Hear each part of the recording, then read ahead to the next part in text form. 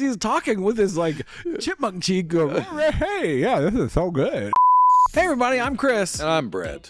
And welcome to the One Life Next Gen channel. Brett, I've got a treat for you today. I'm excited. All right, good. Yeah, I appreciate you thinking of me. So this has been going around about the McDonald's CEO ate a hamburger. Have you seen this? I haven't. Yeah. Okay, great. So this is Brett's blind reaction to a man eating a hamburger. That's the kind of content you can expect on this channel. That's how we spend our days. Yeah. But it brings up a bigger issue of authenticity, and there's a word that we use here at One Life that we won't say it yet. I don't know if we can say it on camera, but I want to talk about the kind of a bigger issue of people that are in roles of leadership, of how do you act in front of the screen up on stage that kind of compares to your personal life, and how those two kind of maybe not necessarily conflict with one another, but how do you keep those in balance? So I want to talk about just how do you know if somebody's authentic with their life, like whether it's you see them up on screen and then you meet them. Don't meet your heroes, they always say. And so, but I want to frame this conversation around this video because this video went viral and it sparked lots of other videos and stuff. But I just want to watch. I feel bad that I haven't. I just want to watch the original, and I just want to. I want your reaction. So, and you can't laugh longer than a second because it'll cut to you, but that's fine. So, all right, everybody. Here's the CEO of McDonald's eating a hamburger. I love this product. It is so good. I'm going to do a tasting right now, but I'm going to eat this for my lunch, just so you know. So here we go. First, holy cow! God, that is a big burger. We've got a very unique kind of sesame poppy sort of bun on it.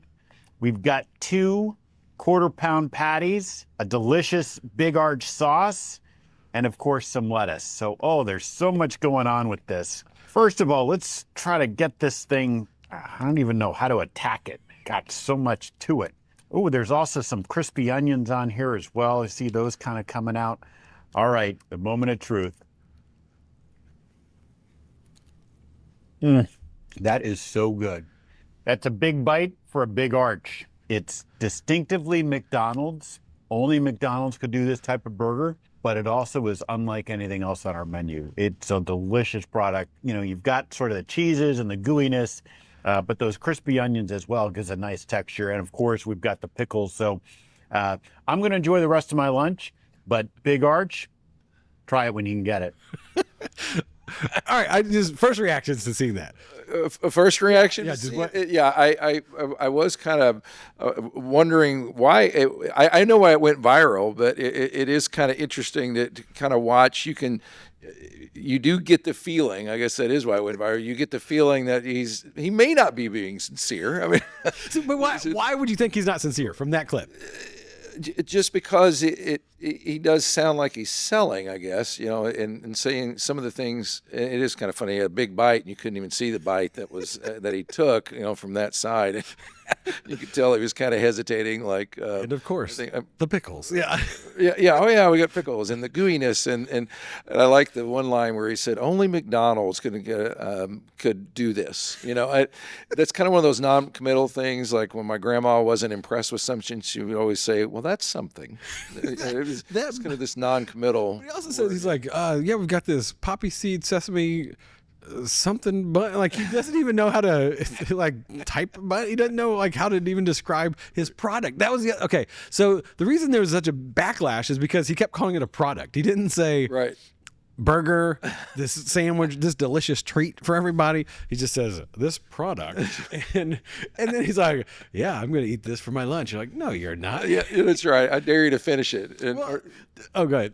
No, people were probably asking, you know, they're writing in the comments, did you finish that burger? Yeah. Did you even come close? Well, and then like when he eats it, there's like something on his mouth, and then when it cuts like back to it, it's like, oh, that's gone. Now that detail I did not know. Oh, so I've watched it so many times. Watch. Okay.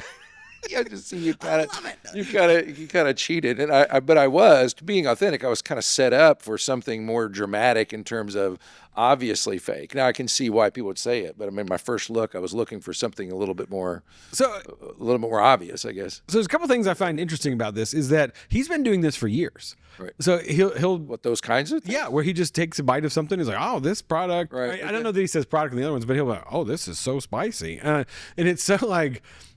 just bland. Like he's not excited about it. It doesn't seem like it does seem like he's trying to sell something, which he is because he's the CEO of McDonald's. Well, sure, yeah, we're trying to sell burgers. But the other ones haven't really got much of anything, and then this one did.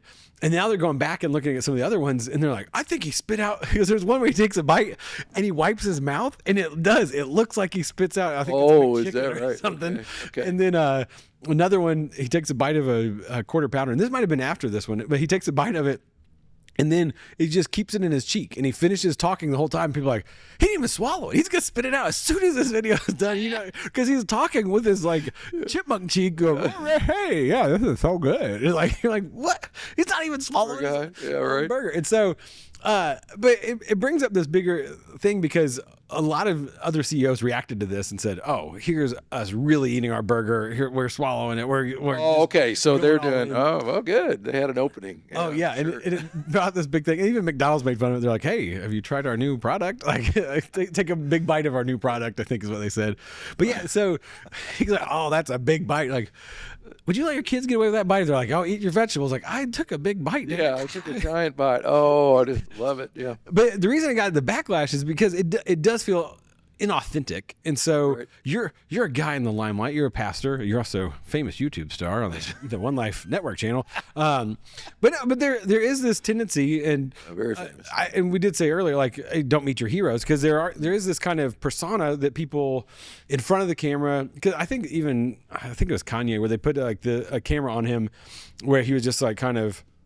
He was smiling and laughing, but he has this persona of being like this. This was back before Kanye went crazy, which was when he was 10. No, but there's this whole idea like that he's like smiling and laughing, and then he notices the camera's on him, and he like gets real serious, and you're like, oh, he's actually a funny guy. Like, because I was thinking about politics a little bit, because Bill Maher, as you know, a good friend of yours, he just kidding, but Bill Maher like went to the White House, and people were all mad. Yeah. Oh, I can't believe he went to the White House, yeah. and he said, I had a great time. He's like, Trump is a fun hang. Like, he's fun to hang out with. He's like, the guy you see on the screen is not the guy that I had dinner with and hung out with at the White House. He's like, he showed me around. He's like, showed me parts of the White House that I didn't even know existed. He's like, I took a list of all the insults he'd said about me and had him sign it. And he was like laughing. He's like, I'll write a few more on here. Like, he's like, he was a fun guy. He's like, the guy you see on screen saying all these things and getting people riled up. He's like, that's not the guy that I hung out with. And so I know you have been accused of, no, I was going to say something, but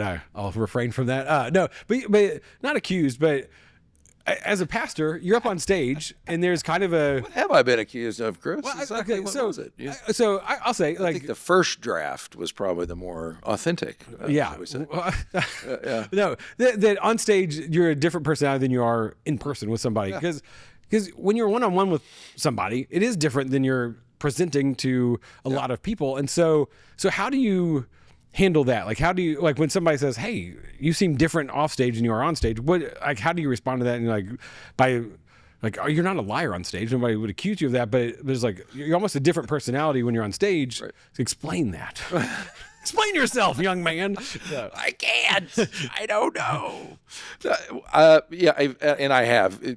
Kind of directly, indirectly, I did. There was a friend of mine, his wife made that comment. He said, "Yeah, I don't know, she's kind of uncomfortable because she would say that you're very different than in person than you're on the platform." Well, some of it's very pragmatic. I mean, when you're on a platform, you're talking to hundreds of people or whatever else, and especially at the church I had been before, at a very large auditorium, and so you naturally, if you're trying to communicate with a bunch of people, you're animated. I mean, my instincts kick in. I don't talk that way at a funeral. I don't talk that way at weddings. I don't talk that way in other settings because I'm simply adjusting myself to the context, and I'm a big believer in that.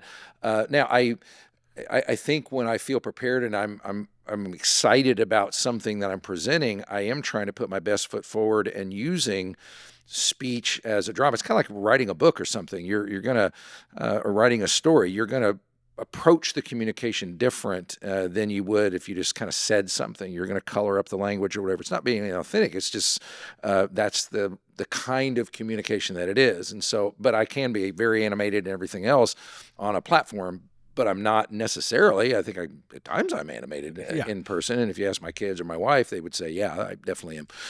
But it's all about context for me. That's why that happens. But it's not intentional. It's like, I'm going to go up there and I'm going to act like some crazy person and be not crazy person behind the scenes. It's not that way. It's just, for me, it just shifts by environment. Like environment right now. Yeah. We're having the microphones and the headphones. It's a little bit different than a platform in front of hundreds of people. Right. Millions are going to watch this one. So, right. But one of the, because I've known you for years, and I don't think there's not a integrity issue with like how you are on stage versus how you are in person. I mean, there's still, so this is the word we use here at our church, One Life. We use the word authenticity because there's an authenticity, but there's also integrity behind it. And so, I don't know if you came up with that word, but it's a made-up word, authenticity. But it is. I did not, but I was in the meeting where it was a friend of mine who eventually became one of our elders and one of our founders, and he just kind of put them together. Because we did get the comment, ironically enough, when we first started our whole thing, I would get the comment. People would say, "Oh man, I love coming here," and I would ask them why. Why is that? And they said, "I don't know. There's something real about it. It's real. It wasn't just that it was loud or whatever. There was a real thing." And so being who. It matters in the end. Like, are you the real deal? Are you living this thing just kind of everywhere you are? And you really do believe the things that you're saying. I think that's what it comes, not how you say it, but it's pretty much, are you that way? Do you believe the same things in your living room as you do on a platform at a church? And I like to think that comes across. Yeah, because a lot of times it's not how you say it, but it's how you live it. And so when you communicate it, you are wanting to engage the audience. There is something about like keeping people's interest, and especially now when they have phones that they can be scrolling through Facebook or whatever, there are things that we do to keep people's attention when we speak. And so off the stage, though, if you don't live out what you're saying, no matter how animated or unanimated, is that a word? Inanimated? Yeah. Inanimate? I think it may be. It is now. But like authenticity. Here we did it right here. But one of those things, it's difficult sometimes for me at least, to like separate, because you don't want to act when you're up on stage. Right. Like you don't want it to be this show, because I remember a long time ago at our former church, there's a Sunday where you got up and you said, "Hey, I felt like in worship I was supposed to do this thing." You probably remember this moment. And you were there? I was there. It's great. No, but it was something where you was like, "I felt like I should worship in this way," and I didn't. And so then you're like, "Here it goes," and you just danced on the stage, and the audience was kind of like, "What is happening right now?" I mean, it was this kind of moment, but I remember it being a very actually real and authentic moment, because you didn't know what to do at the second service, because it's like, well, I can't do that again. It's not like, oh well, I need to do this dance again. Like, and so in those moments, like, how do you?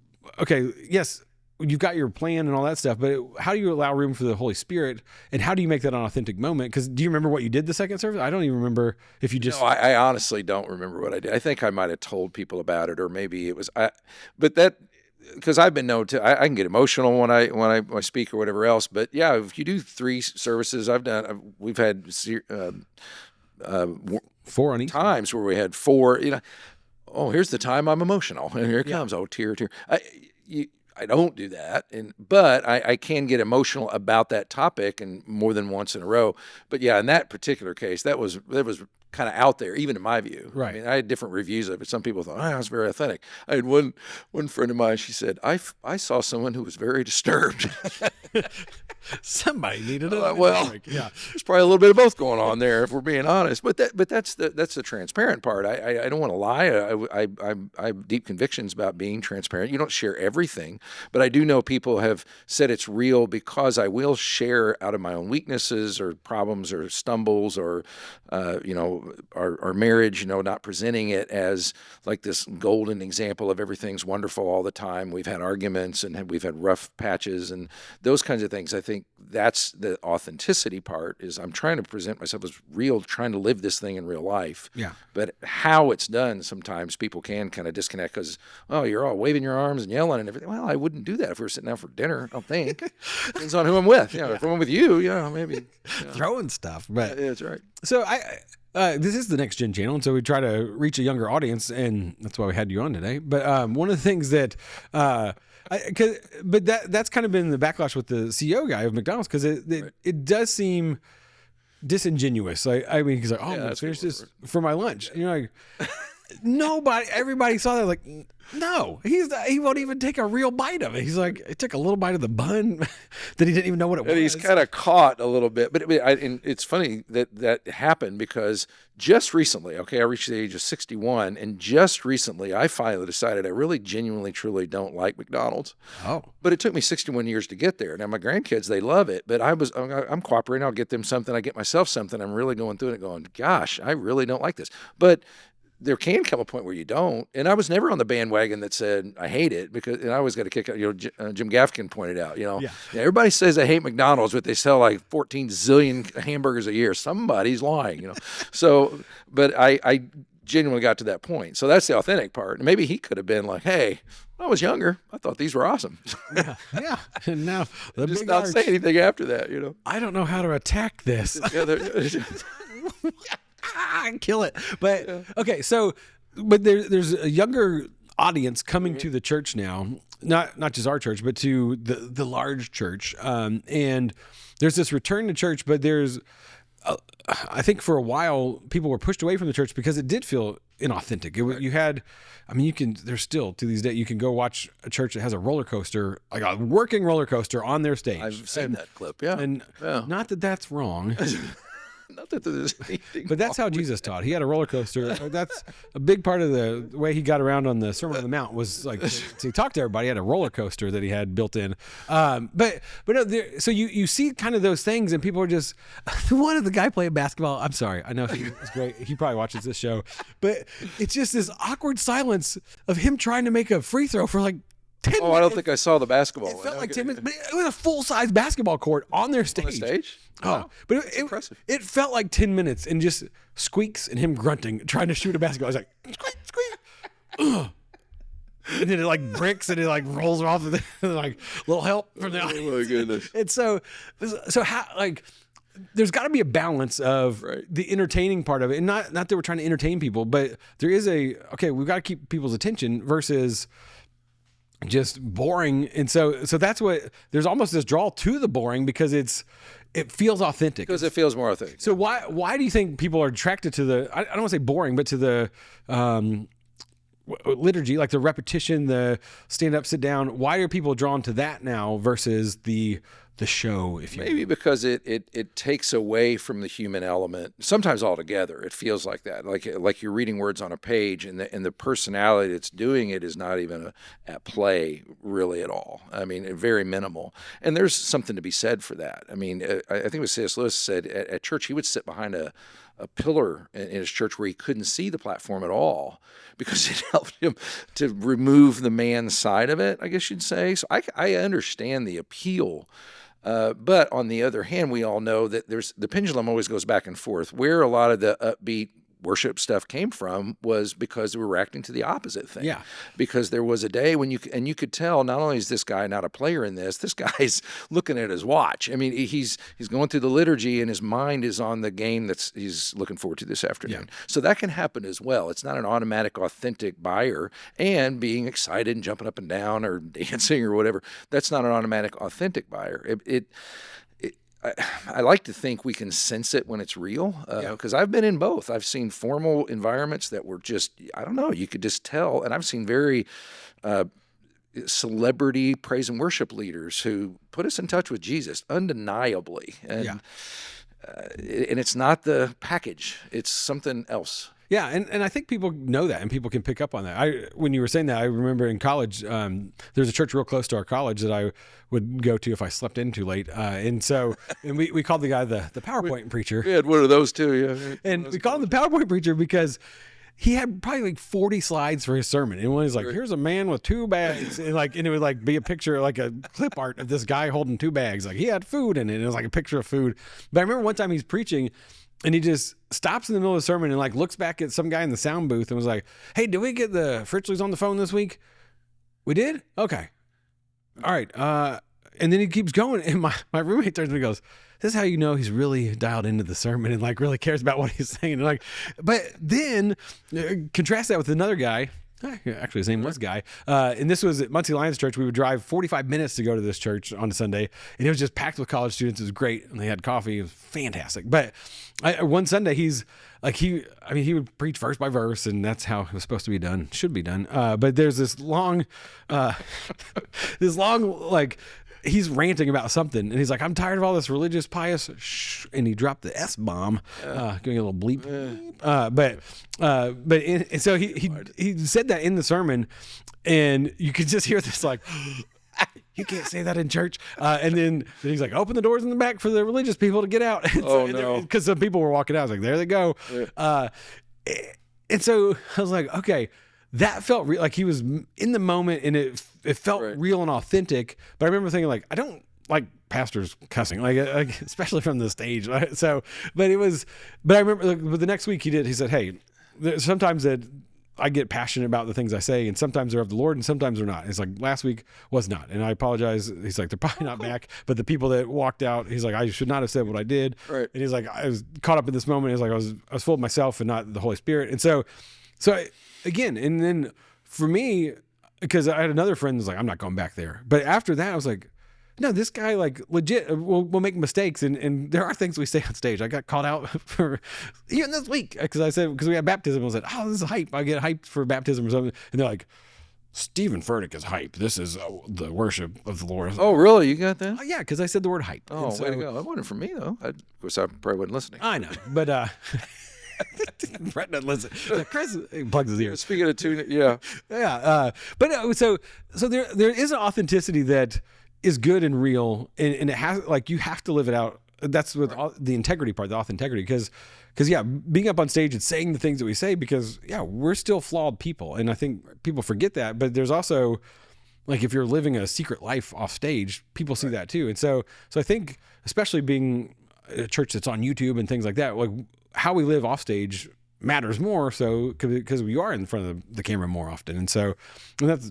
Well, I do have the commitment when I preach on anything that I won't preach on anything until it has truly moved me in some kind of real way that I can tell. It may not be a lot, but it has to mean something truly to me first, and that is why I get passionate about it a lot of times. And I really do mean that, because there's something, and in our world, in our context, it's a place where you can do that.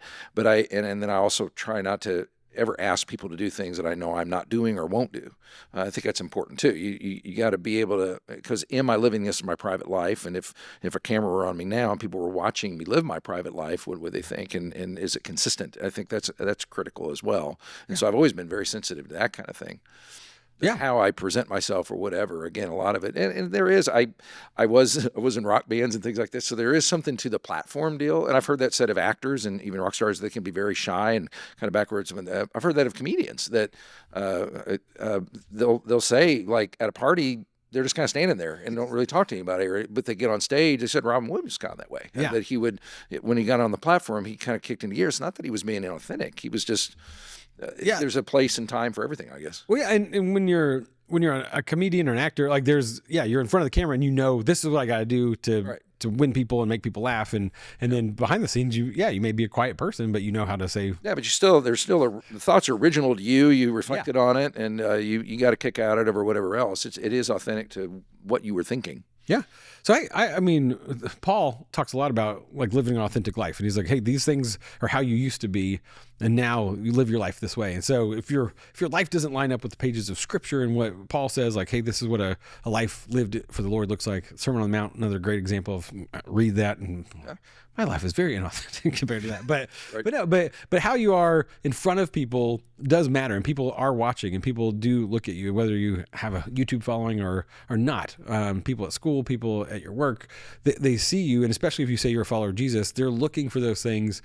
Is this real in your life outside of what you say here in front of me in the office or wherever you may be? they want to know that behind the scenes, you're really living this out and you're really doing this. And so if you're a follower of Jesus, make sure that your life, the things that you say to people is lived out with how you are, and don't be the CEO guy and just act weird all the time. So, all right, everybody, thanks for watching. Let us know in the comments, what is your favorite McDonald's sandwich? And of course, the pickles.